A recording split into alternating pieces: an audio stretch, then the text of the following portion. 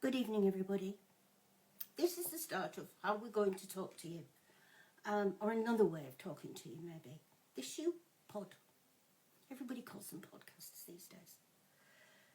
So we're going to talk for short periods of time, and we're going to talk about scams and what we can do. Because it's just, why does it work? Because no, people that aren't involved in scams cannot understand why it works. Romance fraud works effectively because it exploits. It exploits people, it exploits emotions, it exploits vulnerability even if you're not feeling vulnerable, but you might be inside. It builds trust. Hello, Denmark. It builds trust. And it's just complete manipulation. Scammers aren't psychologists. They haven't taken a course on this. They just know what works. Tried and tested over a very, very long time, because romance fraud has been around for 20 years. And it's bigger than it ever was 20 years ago. Hi, Gina. Hi, Mel. It is easy for them. Grooming. Trust building. Scammers invest time in developing relationships. How? Because they've got nothing else to do. This is their full-time job. They use flattery. We're all susceptible to a bit of flattery. They develop relationships, shared interests, because whatever you tell them that you're interested in, if you've got dogs on your page, they're certainly interested in dogs. Constant contact and communication. And you will all know that by the time you get to WhatsApp, Telegram or wherever, they are at you morning, noon and night. Doesn't matter what they do or what they say their job is. The communication is constant. They will pose as professional people, doctors, soldiers, engineers, because we tend to trust a professional person because they've got somewhere in life. They don't talk like these people once you get into it, but they've got you by that time.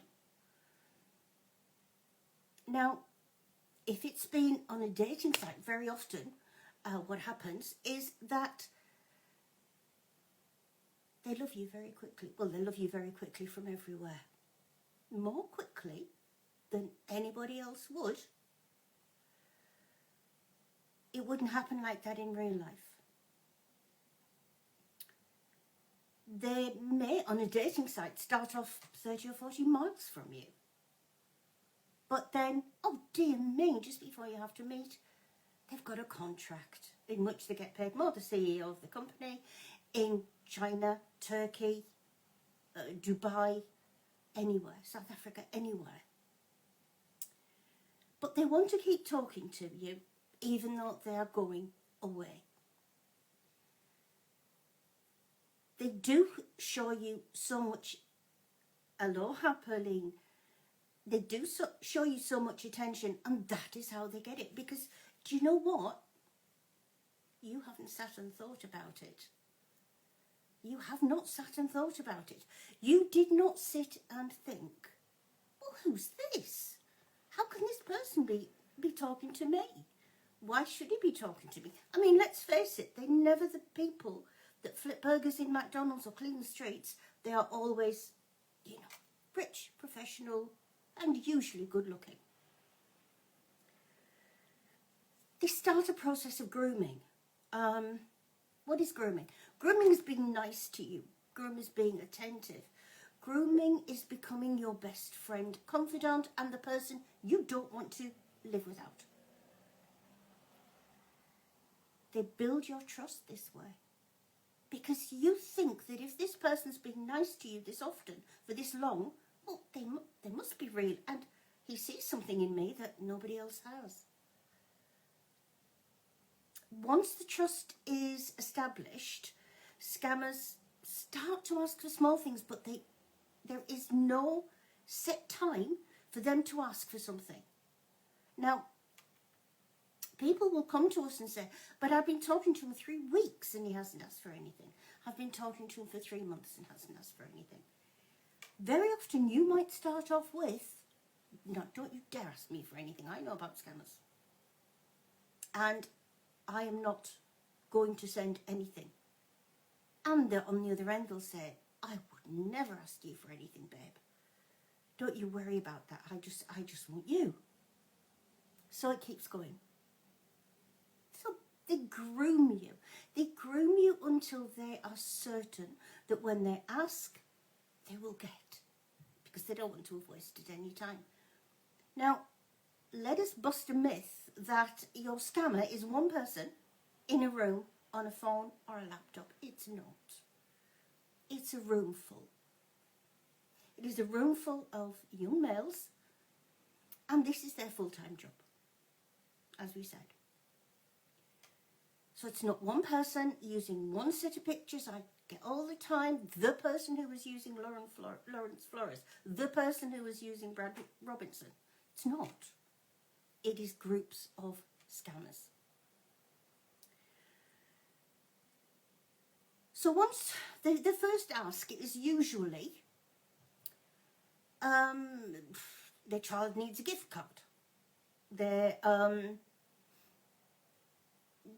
got a child at home with a nanny or a boarding school and they need a gift card. Oh, they need a gift card for the internet.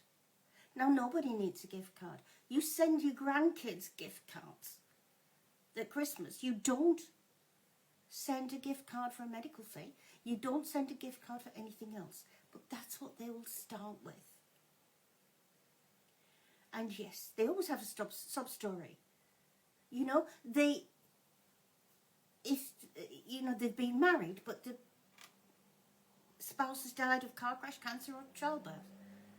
They've been divorced. And they caught their wife in bed with their best friend. It is all to get your pity. And, a little bit, women are nurturing. Women are very nurturing people. And they will fall for it.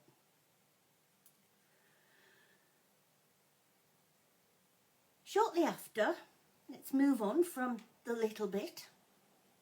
Shortly after, they will have a crisis. They always have a crisis. I mean, it wouldn't work if there weren't any crises. In the middle, as has been said here, they use God and religion, which is downright evil. The devil couldn't have come up with this scenario. They bless you. They pray with you. They want you to be God-fearing. Well, no wonder. They should be. But then they're going to come to you. But if they're in the military, they need special permission. That special permission can only come off a fiance or relative, which is ridiculous and very, very untrue. It doesn't. But you then fill in a form and then you send the money. And can I bring in something else here that is on my notes for a little later? They are getting information from you. Now, easy to get date of birth. When's your birthday? How old are you, honey? Where do you live? I'd like to send you a pizza. And you give them. You've never seen them, you've never met them, they are on your phone, but you give them what they want. And that is the basis of identity theft. Let's go back to our medical emergency, our leave, which is obvious. Often they ask for emergency leave. Emergency leave is just that. It's not to go and meet your fiancé and plan your wedding. But they ask for money. Now, this money isn't $20. This is $2,000. So you fill in the form and you send the money with all your information. And I've seen social security number being asked for. You send them all the information and they say, yep, that's fine. It's granted. Now you need to pay $3,500 for the flight. Now you've just paid a couple of thousand for the leave, so what do you do about the flight? Because if you don't pay for the flight, you've lost your $2,000 that you paid for the leave. And very often, they get the flights. Now, everything gets in place. I mean, really speaking, if you think about it, if you think about army recruitment for, one thing, would you like to join the army? It's a great career. It's absolutely fantastic. But if we send you away, we're not going to pay you. If you want leave, you're going to have to pay a couple of $1,000 for it. If you want to go anywhere, you're going to have to pay a few $1,000s for it. We don't fix you up. If you've been shot, you better get somebody to send, some iTunes cards, because otherwise we won't treat you. Think about these things and think about them logically, because there's no amount of I love yous should really conquer logic. So we've got them overseas. We've got the engineer. Now, one thing that really gets me is the engineer who needs money because the drill's broken. Now, I'm going back to the beginning where I said romance fraud works effectively because it exploits emotional vulnerabilities. Now, they've got you by that point and they've had you for quite a long time. The psychological vulnerabilities is you being nice. It is you being nice. Because you think, oh, poor person, I really need to help them. This is where the psychological manipulation comes in. And your brain gets wiped of all logic. And you do it. Scammers will urge secrecy.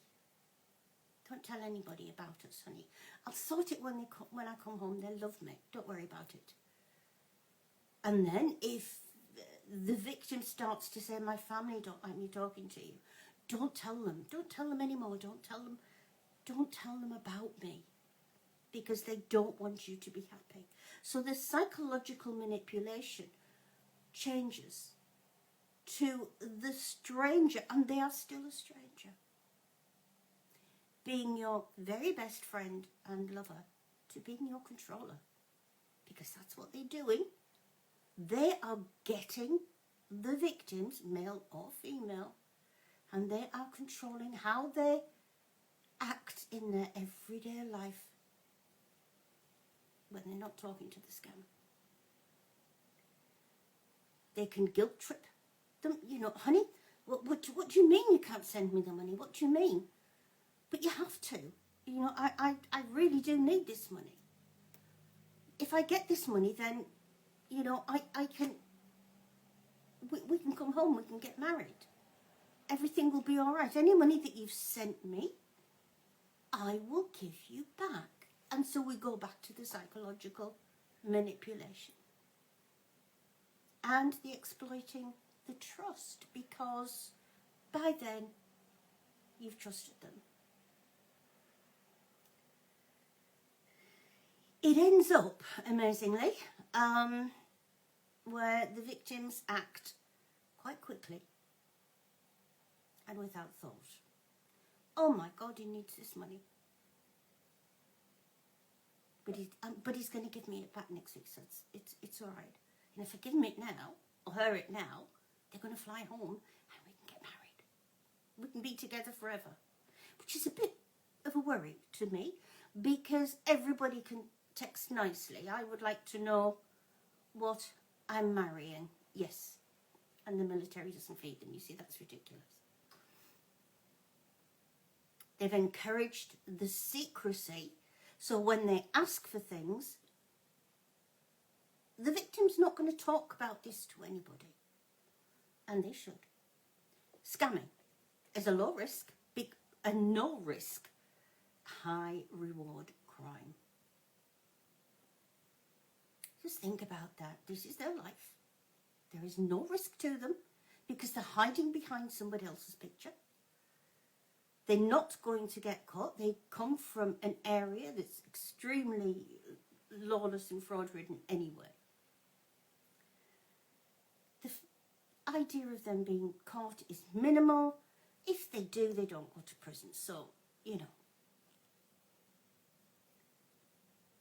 By the time we've got further on with this, you might be in a lot of debt. I mean, we get so many people who have taken loans out. Think about that. A loan is not, it's one thing to take a few thousand. I'd love to have a few thousand in my bank account to send to anybody, but it's one thing to take a few thousand out of your bank account to send. It is another thing to apply for a loan, send it off, wait for it to be processed, get the agreement, sign the agreement, get the money, and send it off. Because by that time, that is your debt. Again, it's exploitation. It's exploitation of the innocent, because they've built a trust. I'm not advocating a world where we don't have any trust, but I am online until you find out who you're talking to, because you've got to find out exactly who you're talking to. Bitcoin. Who uses Bitcoin? Because I don't know anybody who uses Bitcoin. In fact, Sandy and I tried to get something from a site to do with scammers, and you had to register and you had to pay by Bitcoin. We couldn't even work out how to open the wallet, never mind anything else. So we would not be very good. And this is from Facebook, Instagram, TikTok, Twitter, dating sites. There is not one dating site, even paid for ones, that is 100% safe, because scammers can get on there as well. They hack accounts, they get fake accounts made for them. It should be more like you and I, Gina. We wouldn't trust anybody. So, why do they use Bitcoin? You trust them, and you take the money and you put it to them in Bitcoin, because they've manipulated you again. You don't know anybody who uses Bitcoin. And why do they use it? Because it's untraceable. It's completely anonymous. And it is irreversible. So you cannot, once you have sent anything from $100 to $1 million by Bitcoin, you cannot reverse that. Just think about that. It's gone. I'll finish up with something that we feel very strongly about here. The victim's reluctance to report. One thing that makes me personally very angry is shame and embarrassment. I don't know why you feel embarrassed. I really don't get it. I do know why you feel embarrassed, but I don't know why you think you should. Because the word victim means somebody has done something bad to you. You have not done it to yourself. Somebody's done it to you. And once you accept that somebody has done something bad to you, then you can start to deal with it and do the practical things. And one of those things is try to talk to law enforcement. They may not listen. They're very bad at listening. But you must try this. And it's one thing that we are pushing for, that every scam victim will be heard. We know there's not a lot they can do, but they have no idea how much money is going across the world. No idea how many people are being scammed, because it is not reported, or they don't take a report. But we've got to bust. We've got to blow apart shame and embarrassment, because there is nothing to be embarrassed about being nice. There is nothing to be embarrassed about trusting. There is nothing to be embarrassed about being a scam victim. There's a lot to be embarrassed about being a scammer. And I think there's a lot to be embarrassed about if somebody mocks you for being a scam victim. Says more about them than you. But because there is this around, it just enables the scammers. It just allows them to get more and more. It just allows them to be able to act anywhere they want to, get anything they want to. And, you know, it means that scamming keeps going, you hurt, and nothing happens. And we've got to change that. Do not ever, ever, ever feel shame for being a scam victim. Not ever. So don't underestimate the what has gone into the scam. It's not, oh, hello pretty, I want to get to know you more better. It's not always men from Nigeria, but it's mostly men from Nigeria. We can't say all Nigerians are scammers, of course they're not. But the vast majority, probably over 90-95% of scams originate from Nigeria or West Africa or Ghana. Or there is a lot of proof that once they get across the world, you know, because they do get arrested in the United States, they still scam. They hook up with somebody who's a scammer and they still scam, and a lot of money does actually go back to Nigeria. It is just what they do. So, the scammers are getting bad, as you say, but they've been getting bad for a long time, and we've known about them for a long time. People don't know about them as long as we do, but we've been doing this for a very long time. I want to end with the combining emotional manipulation. Don't underestimate that. They are ruling you. Strategic deception. I like this one because it's a strategy. It is a plan. Romance fraud exploits humanity. And that's the sad bit. It's evil. So, next time I come back, I will talk about something else to do with scams. I believe in the week Sandy and Dustin are going to come and do a Shu Pod. They will do a little Shu podcast. And we will keep going. And, yeah. Now I'm going to TikTok, which is, honestly, it's a different planet. But I'm going there. I'll be there in about 15 minutes, Gina. So thank you very much. And I hope we can help and we can educate. Thank you, everybody.